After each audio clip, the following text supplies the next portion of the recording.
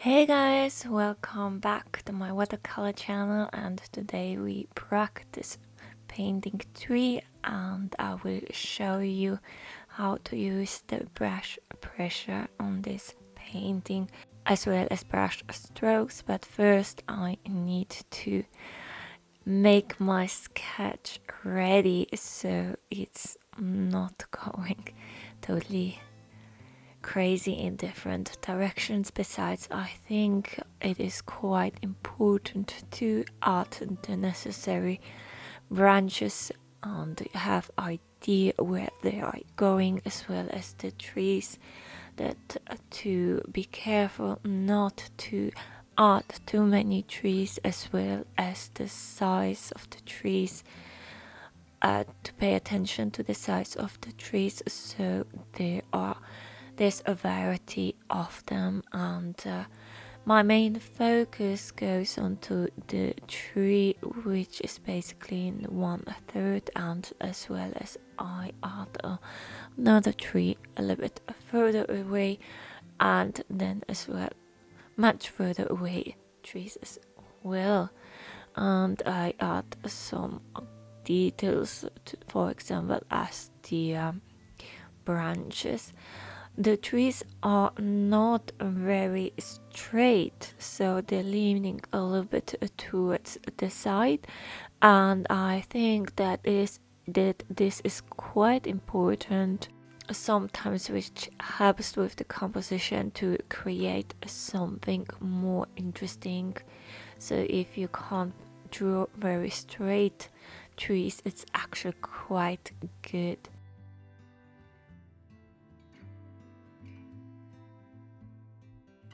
First thing that I do is to focus on the sky.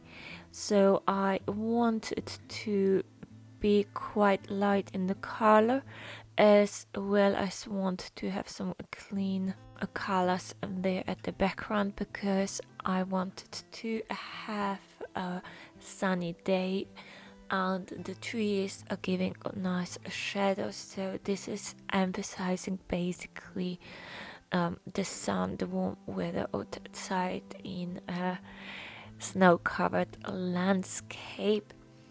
The way I proceed is basically to wet the upper half of the paper and then adding the blue color, ultramarine blue, and then I add an orange color, which is a bit of a further away standing trees, so it gives a nice contrast between really warm colors and then colder colors.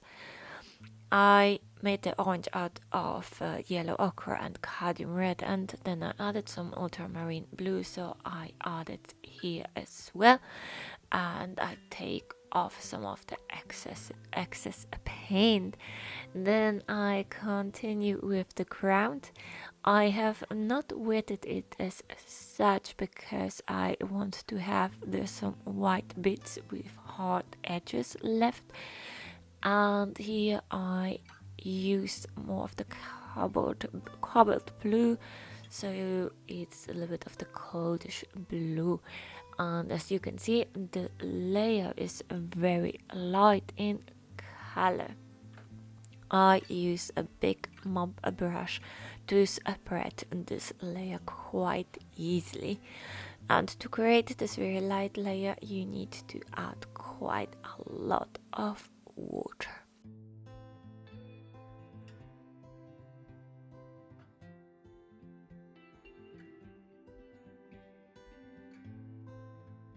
Then I take off some of the blue colors from the main tree, as well as the tree which is a bit further away, because I do not want to have those stripes too much there, although you can cover them of course with the stronger colors.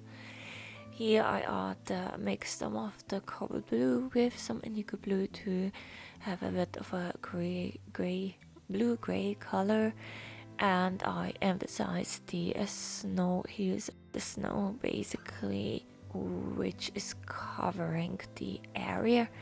I add some of the yellow ochre there as well, so it's a little bit like, okay, the sun is shining on this area. and I added mostly onto the path. The layer here as well is very, very light in color. Yeah, a little bit at the bottom, and take off if it feels like that the paint or the color is way too strong, and then a bit of a very light layer into the forest.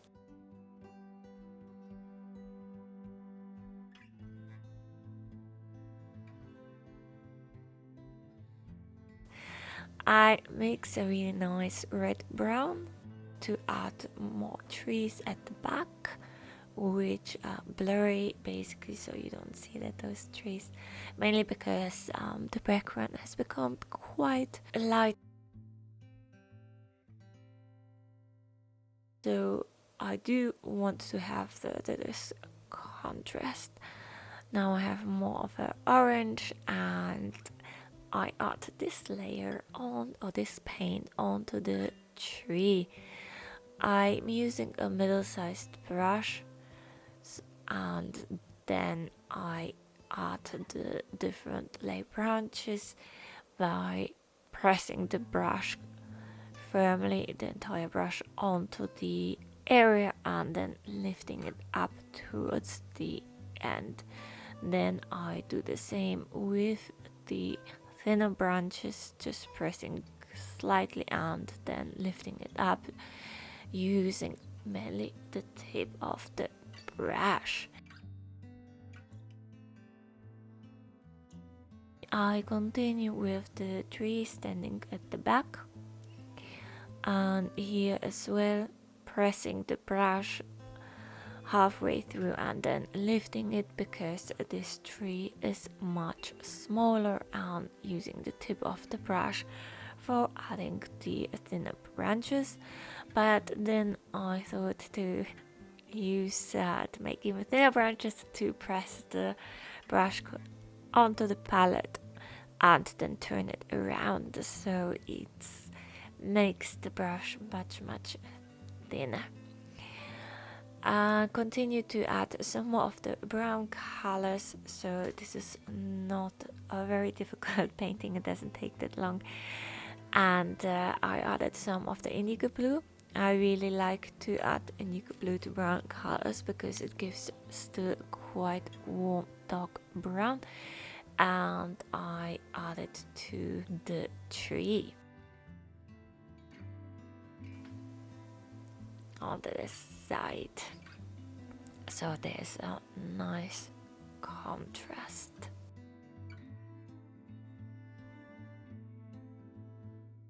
And now I have noticed maybe I got the shadowy side a little bit wrong, but I will live with it. I think the darker side should have been at the front. However, I continue like this and add some of red colors, and then giving some structure to the tree trunk.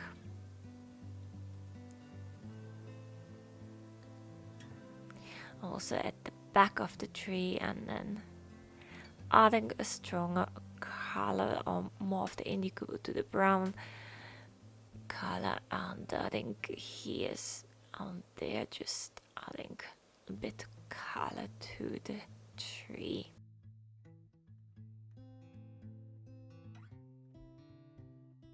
As well as painting the trees that are a bit further away but still visible, and as well here delineating a little bit towards the side. And I use here a bit of the dark colors. But I have decided in this case I use quite thin brush.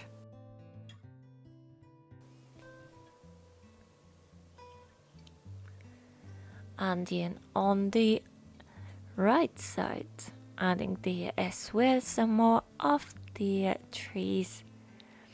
However, they are not very strong in color. And here as well, I don't add too many.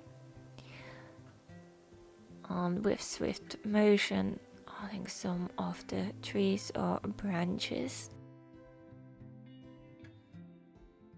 And now I continue adding some more of the details. So here's partly the snow melted, or the brown areas do come through the snow. And here more of a dark colors. However, I want not to overdo it, to add too many dark colors. And still emphasizing the branches.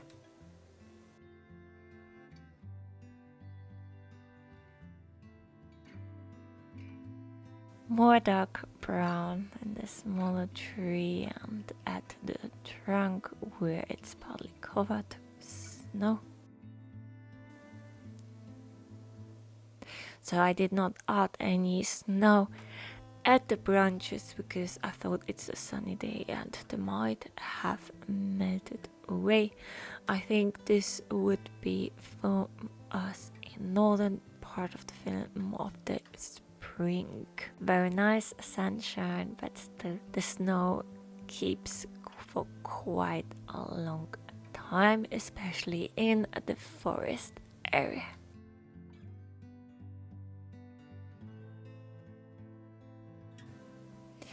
Now emphasizing some of the branches here and there and adding more of the structure.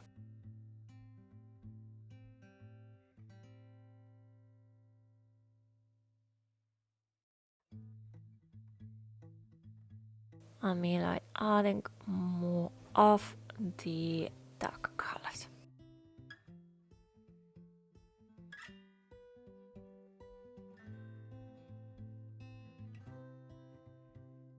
When adding structures to the tree, it's quite important to be aware of the roundness of the trunk, so not just adding straight lines. So it helps a lot to emphasize the shape of the tree.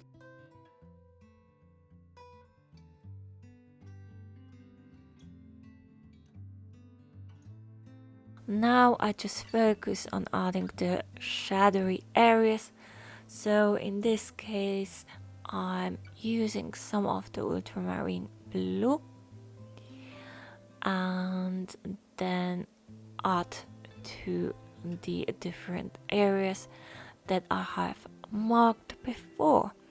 So I'm actually not quite good in adding shadows freestyle, and for me it's quite important to sketch the shadows as well. So it's kind of, especially here where the shadow is more of a bumpy area like the snow area, and then it goes downwards and it goes onto the path and then it goes upwards again.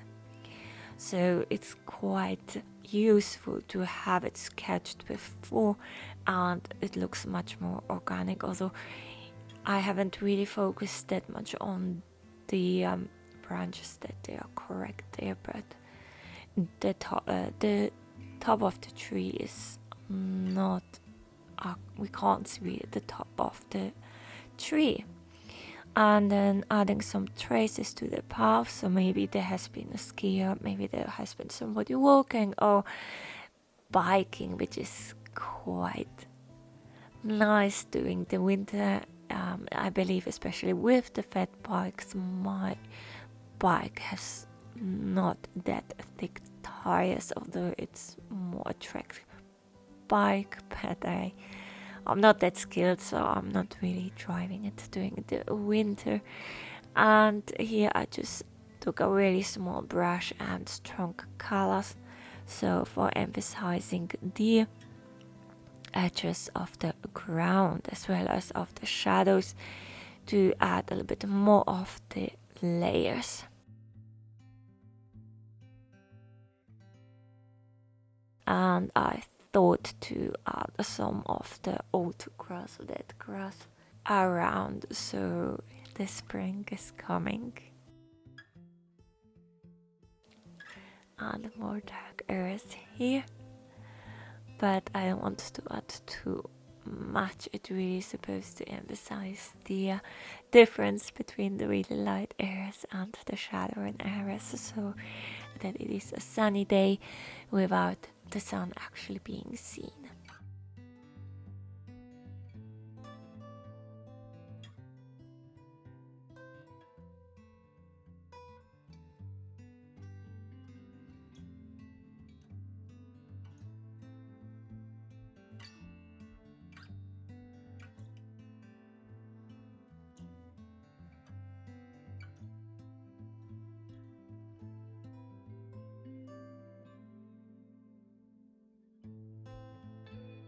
And then here at the front, adding more of a cobalt blue.